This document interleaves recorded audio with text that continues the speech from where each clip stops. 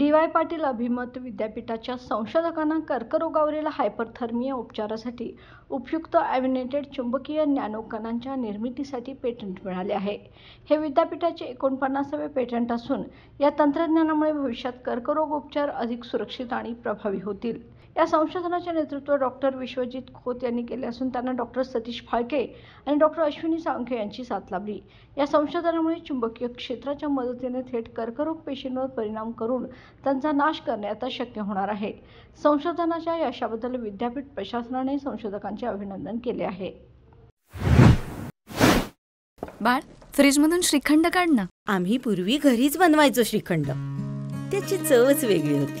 आता काय सगळं रेडीमेड. आजी, हे श्रीखंड खाऊन बघ. आज तुझ्या आईनं घरीच बनवलं की काय? हे आहे गोकुळचं श्रीखंड. अगदी जिभेवर रेंगाळणार. जिभेवरच नाही तर मनावरही रेंगाळणार. गोकुळ श्रीखंड, मनावर रेंगाळणार.